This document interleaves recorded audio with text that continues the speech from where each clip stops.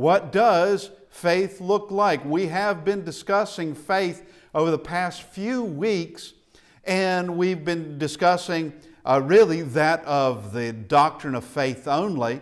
Now let's look at what real faith looks like. And we're going to the book of Hebrews. And for those who would toss out the book of James, all right, tossing out the book of James does not change the doctrine of faith in the New Testament, because every doctrine throughout the New Testament, whether you find it in the book of Matthew or whether you go all the way to the book of Revelation, that every doctrine it all fits together. There are no contradictions. There are no what is called abrogated laws. Now that's a Muslim thing which is it's a Quran thing, which is one of the very, very many confusing things about the Quran. You have certain things that are said, but you ignore that for something else that contradicts that, simply because it's thought that the thing that contradicted it is later than what you just read. All right? Christ does not do that. God does not do that. And we go here to Hebrews chapter 11, and we read these words, and here is a definition, or part of a definition of faith, and telling us what faith is. And really, if you ask me, this is poetic. It's not written as though it is poetry. It's not in that form, but it's very poetic. Now, faith is the substance of things hoped for, the evidence of things not seen. This is straightforward, cut and dry sort of language. But you seldom hear anybody in the world talk about faith like this. Not in this way. Usually, it is stated that you have that which is concrete, that is facts, and it's clear, and it is you can take a step onto facts, and everything is good. Everything is solid. There's nothing questionable about it, nothing that you cannot know, that every step is going to be assured. But when you get over into faith, faith is this murky area. Faith is this place of you don't know what the next step is, if it's going to have any ground underneath you or not. Well, I will say this.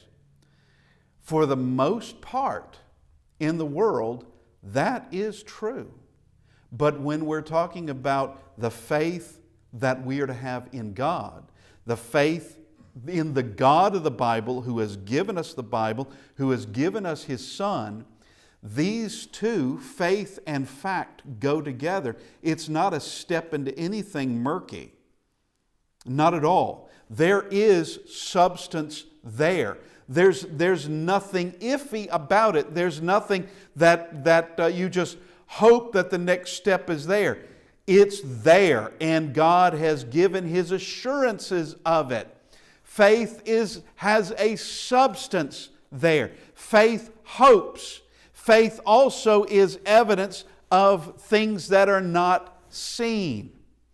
That faith in evidence, but faith also has a substance that is there. It's not just some sort of spongy, don't quite know what you got, this murky thing going on. It's not that at all. Here is talking about, look at these words, substance, evidence, that is beautiful. Hoped for, not seen, and then it's going to show us some things. And when I talk about, you can throw out the book of James, and you still have what James teaches is also taught in the book of Hebrews. It's just taught in different words. What's taught in Hebrews is also taught in the book of Acts, just in different words. But for by it, that is that faith, for by it the elders obtained a good testimony. That this begins what is the rest of this chapter. What the rest of this chapter, or a great deal of this chapter, is going to be. Because it's going to be going chronologically, and we're not going to go through the whole thing, but it's going chronologically, starting with Abel, of those in the past who lived by faith. They had faith in God. And here are those elders of the past, those that were of the, like with Abel, going back to the beginning. It is a very young world when he was around, and they obtained a good testimony. And so we come to these words, by faith we understand that the worlds were framed by the Word of God, so that the things which are seen were not made of things which are visible. All right? What does that mean? That means that, well, we just simply go back to Genesis chapter 1, of God speaking things into existence. Let there be light, and there was light. By His power, these things come to be. Has anyone witnessed the beginning of all things? Well, none of us have. None of us have. And Adam and Eve didn't. They could tell you what they saw on the sixth day, but what happened on the first day, they weren't there. They couldn't observe it. And here is something. Now, let's just switch it up a little bit. Did anyone observe the Big Bang? But no, you can't observe it. That's in the distance. If it happened, which it did not, by the way, if it happened, you can't observe it. You can't record it. You can't see it being repeated, as some have said that it's going on all the time. Well, okay, show us, and we will. Okay, you got something to go on. But it's not. By faith, we understand that the worlds were framed by the Word of God. He spoke it into existence. We cannot see God, nor can we see those that His Word in action to create. We haven't seen that. But you know what we can see? There are things that are visible. There are things that we can see, touch, hear, see. We can see all these things, taste, smell. All these things are seen. We have our senses that we can detect them. We know that they are there. We have names for these things, and we can know that they were formed by things which are not visible. And there we are, framed the world, framed all of this by the Word of God. We can know that to be the case. Matter cannot create itself. It's incapable of doing it. You can't create matter, nor can you destroy matter. You're made of matter. Okay? Also, matter is not eternal. So matter hasn't been all the way from everlasting, going to everlasting. We know that's not the case. Something, some power, someone brought it into existence. Someone. And we can know that. And we can go over to places like Romans chapter 1 and begin reading there in verse 18. And yeah, let's just go ahead and do that. Romans chapter 1, beginning in verse 18. For the wrath of God is revealed from heaven against all ungodliness and unrighteousness of men who suppress the truth in unrighteousness. And what is the truth they're going to suppress? That God exists. Because what may be known of God is manifest in them, for God has shown it to them. How? Verse 20. For since the creation of the world, His invisible attributes are clearly seen, being understood by the things that are made, even His eternal power and Godhead, so that they are without excuse. Someone who's going to say, you can't know there is a God, is going to stand before God and have no excuse. because you can. All right, I have a watch. In case you want to know, this thing cost me $12. All right, I don't buy expensive watches. All right, nor am I asking for a gift. Okay, yeah, I'm saying that because I remember a preacher considerably older, and this is a little side story. That's why I'm saying this. As he just told some brethren, I've always wanted a Rolex, and then someone comes and gives him a Rolex. And I'm sorry, it seems kind of, I don't know about this. Maybe there may be something fishy about it, but it doesn't matter. It hardly matters. It's not my worry whatsoever. But let's get back to the watch. I can know there was someone manufactured this thing. I can know that. And I can know that there's got to be a fair amount of sophistication to it to be able to do all these things and put it all together. Some kind of sophistication. And also in this of the knowledge that time is being measured, and it is being measured, I hope, properly by this watch. And surprisingly, it's able to accept a common battery that you could find pretty much anywhere. That's surprising too. Did this just pop into existence? Well, no. It would be absurd to think that it did. That somehow it perfectly fits my wrist, that it is able to keep time well enough for my purposes anyway, and that it can accept a battery that already exists. All right, well, obviously you know all of this was designed, and as I said, there's a fair amount of knowledge that's all in that, and ability and machining and all of that had to go in for this little cheap watch. And this is just a cheap watch. When we're talking about the extraordinary things made in creation, all right, this isn't cheap. This isn't unsophisticated. This shows the highest degree of power and wisdom and creativity and intelligence. To put it all together. And everything works together. Whether we're talking matters out among the galaxies or matters at the bottom of the oceans, everything works together. Now, we come to this. Here is our first example. By faith, Abel offered to God a more excellent sacrifice than Cain, through which he obtained witness that he was righteous, God testifying of his gifts, and through it, he, being dead, still speaks. His example still speaks. And here it is, speaking. Here it is. And of course, we have Genesis 4 that's going to give us the events that occurred and all this. And notice, by faith, Abel offered to God a more excellent sacrifice.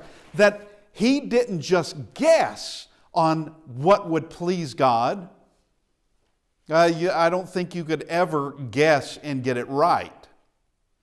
And God knows that. God had to have told Abel, and he had to have told Cain, and he had to have told everyone of that day what a pleasing sacrifice is. Cain just refused to do it.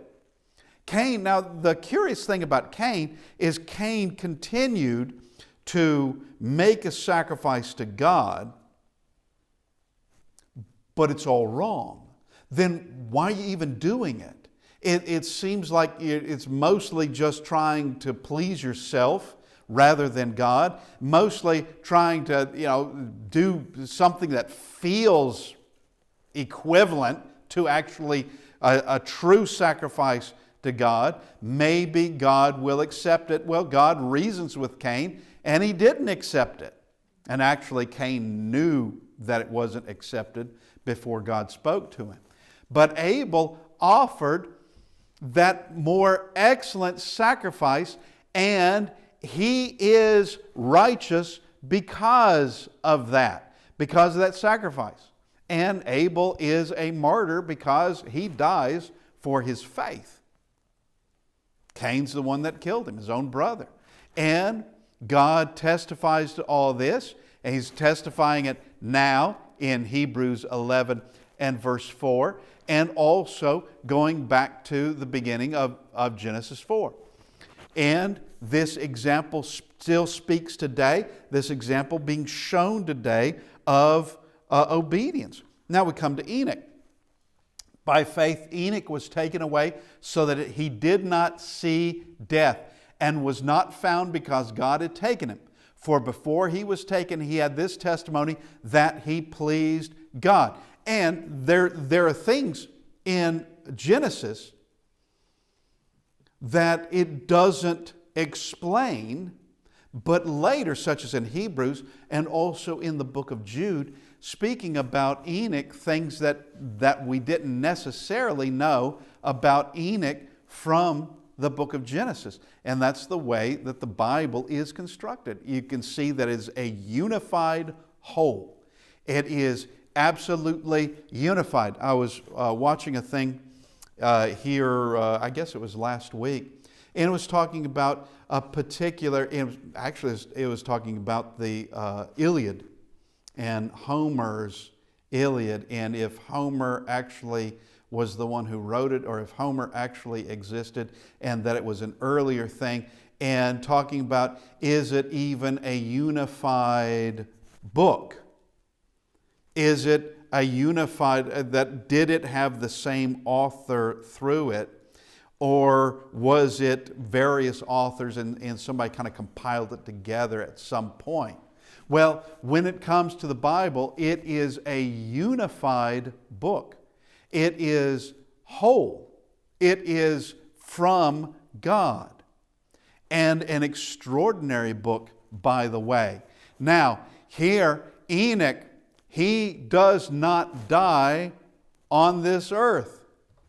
He is taken by God. And he is, in fact, a prophet, and we know that from the book of Jude. Now we go to this. But without faith, it's impossible to please Him. It's impossible to please God without faith. For he who comes to God must believe that He is, and that He is a rewarder of those who diligently seek Him. And here is this diligence, and here is that seeking. What does Christ say concerning ask, seek, knock? There in the Great Commission, not the Great Commission, there in the Sermon on the Mount, what does He say concerning seek and you will find? What does Paul say in Acts chapter 17? He's talking to the Athenians, and he speaks of nations being separated, and that all of us are to seek God. And he's talking about the Athenians too, and he's talking about the ancients. Going back, it wasn't just in their day. It was to go, generations and all the way to the beginning of seeking God. And then he says, though He is not far from any one of us. That the whole idea of seeking Him, you'll find Him.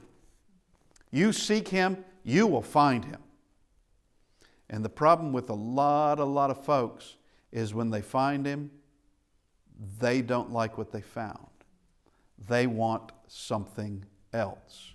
What He represents, what He teaches is not their idea. It's not what they wanted. Well, how about let's do His will instead? By faith, Noah, being divinely warned of things not yet seen, moved with godly fear, prepared an ark for the saving of his household, by which he condemned the world and became heir of the righteousness which is according to faith. Here in everything we have read, it states the person, and it also states by faith that person did something obedient to God every single time.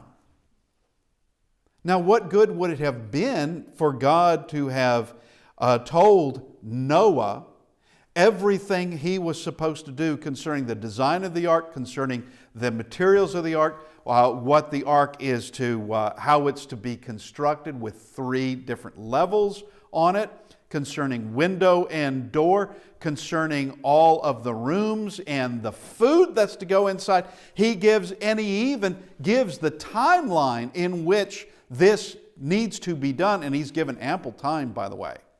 And that's going to be the forbearance of God and the patience of God in all that, not just on Noah, but on that wicked world. And what would be the point of giving all of that information to Noah if he didn't have to do it anyway? That God was just going to plop it down there for him and, okay, just get in when it's time for the flood. He has to do something.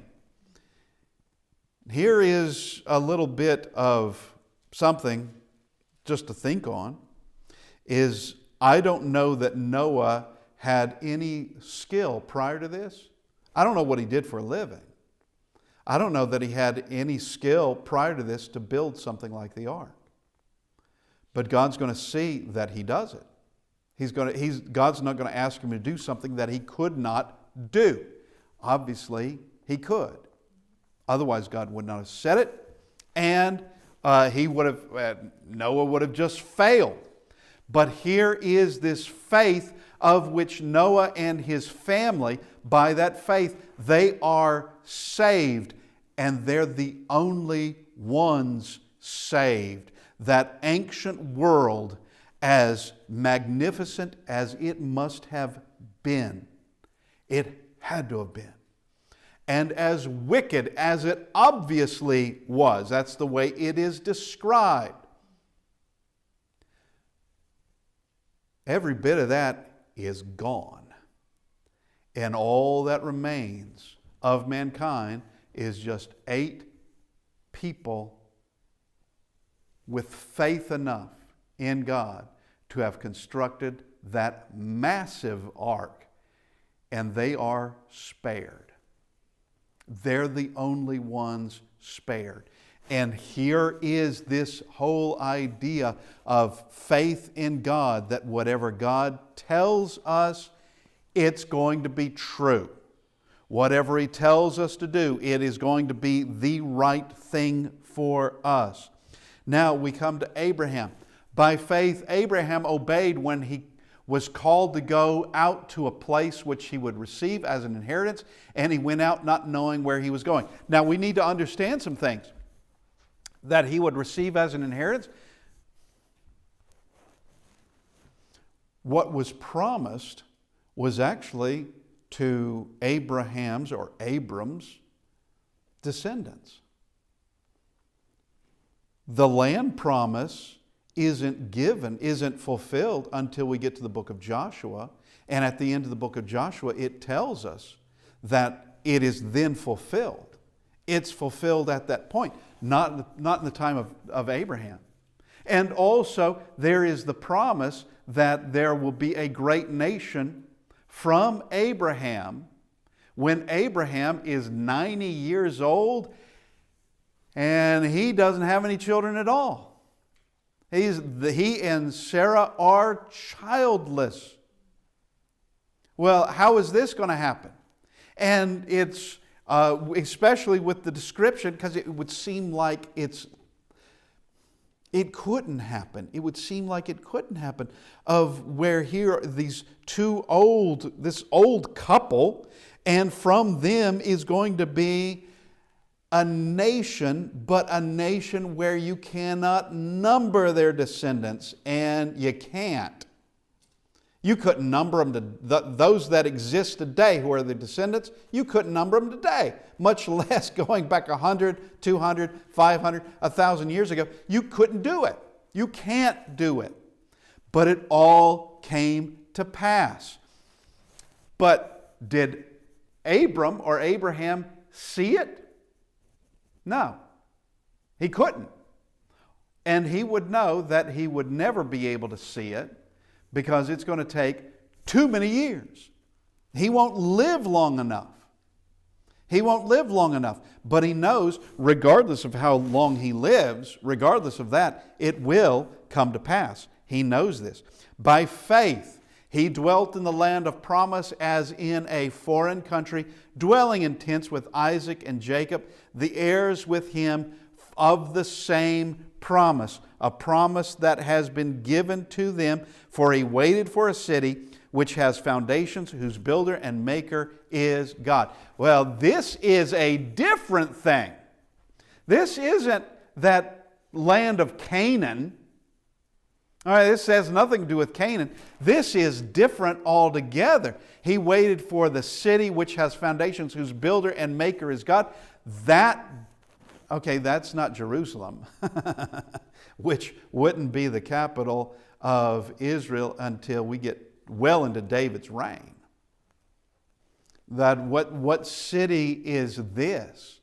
This would be the New Jerusalem. This would be heaven. This would be a city that's not on this earth. A city that this earth isn't big enough to hold. That is a place that God has built, not man. We get to Sarah. By faith, Sarah herself also received strength to conceive seed, and she bore a child when she was past the age, because she judged him faithful who had promised. She knew that while she couldn't answer the question, and yes, she did laugh, while she could not answer the question of how is this going to be done, she knew that God was able to do it. She knew it. Therefore, from one man, and him as good as dead, were born as many as the stars of the sky in multitude, innumerable as the sand which is by the seashore. And that is true. The Hebrews writer would know, whoever the Hebrews writer is, would know. Yeah, you can't number the descendants of Abraham. You can't do it. And we now come to this. These all died in faith. Received a promise. They knew the promise was going to occur, but they also died in faith of where they didn't see the promise being fulfilled in their lifetime. Because it's going to be in due time. It's going to be on God's timeline, not our own. That's where Sarah got herself in trouble with concerning her idea about Hagar.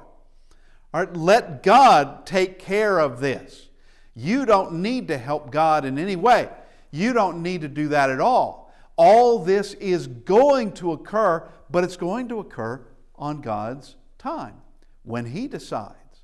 If God wanted the Christ to come in the Garden of Eden, He would have done it. But He doesn't decide it then. If He wanted the Christ to come in the days of Abraham, being a descendant of Abraham, He would have done it. If He was going to give Abraham the land of Canaan in his lifetime, He would have done it. But the promise wasn't for him in his lifetime. The promise was going to be for his descendants, and it was going to be hundreds of years before that occurred. But it's going to happen. How many people lived their life, lived a full life during that time, and never saw that promise, but knew there had been a promise? Knew that they are descendants of Abraham, and that God did speak to him and did speak of such things. How many lived their lives and died during those hundreds of years? That'd be a lot. There'd be a lot. These all died in faith, not having received the promise, but having seen them afar off, were assured of them, embraced them, and confessed that they were strangers and pilgrims on the earth. They knew God was going to fulfill it. And they didn't have to see it in their lifetime to be satisfied. They knew it's going to happen. When is that going to happen? Well, they don't know. Whenever God decides it's time. When is He going to give them the land of Canaan? When He decides. And it's going to be in the life of Moses. By the lifetime of Moses. That's hundreds of years after Abraham. That's when He's going to take them right to the doorway, and then with Joshua they're going across. He chose the time. He gives to Abraham, in you all the nations of the earth will be blessed. That hooks right into what is stated in Genesis chapter 3 and verse 15, that of the seed of woman. From the seed of woman, there is someone that is going to defeat Satan. Well, when is all that going to happen? When's all that going to occur? It's going to occur many, many years after it is given to there in the presence of Adam and Eve, and also of the serpent, but also after the life of Abraham. It's going to be a long time before that occurred. But it occurs. It does. Now we have the benefit of being able to see the promises made and seeing when they were fulfilled, because we're way on this side of the cross. We're way on this side. It's not a mystery to us, or it doesn't have to be a mystery to us, because it's all been given to us. Is faith required out of us? Yes. Faith that all this did transpire. Did they have to have faith? Yes, that it all would transpire. And of course, there are those that lived during the time seeing it transpire. They had to have faith in it as well. Some of them even then didn't. Now, for those who say such things, declare plainly that they seek a homeland. But it's not talking about a homeland here. This is a greater home. That's that city that's built by God. That's a homeland. That truly is a homeland. And truly, if they had called to mind that country from which they had come out, they would have had opportunity to return. But they're not concerned about that. They have no concern about that. There is something greater to be gained in all of this. Much greater. But now they desire a better. That is a heavenly country. Not Canaan, not any other place on this earth. It's a heavenly country. Therefore, God is not ashamed to be called their God, for He has prepared a city for them. Well, there is more things. Can we see that city? No. We can see it described. We can see the promise. And the promise is for us too. It's not just for the descendants of Abraham. The promise is for them. But God is no respecter of persons. It is for everybody. And here is that living by faith. And have we also been instructed of things that we must do? Not building an ark. No, not necessarily leaving home and wandering now in a tent. Not necessarily that either. But we have been given a duty. We are now under the law of Christ with the same amount of faith necessary to continue on. We have to have that faith, and we must be strong in faith. Did these, who we've already looked at, were there times in their life when they would have gone through trials, that they would have gone through difficulties, and they were to maintain their faith in all that? And the answer would be, yeah, of course. We can expect the same. But we are to continue on. We are to, in fact, continue in faith regardless of what happens around us, regardless of anything that might occur. You can't control the things around you. Things can happen by way of nature, by way of wicked people, by just happenstance. Things can happen. The only thing that you can control is your reaction to it. That's the only thing you can control. That's it. And growing in faith is always going to be helpful. Strengthening your faith is always going to be helpful. And the only way that's going to be done is that of taking in the Word of God, learning from it, and now practicing it, putting it into practice. Not being someone who is one way one moment, another way the next moment, just going back and forth like like tidal, like a tidal surge or just low tide and high tide. Not like that. Of being steady and stable. This evening, if you need to respond to the invitation, we ask that you come as we stand and sing.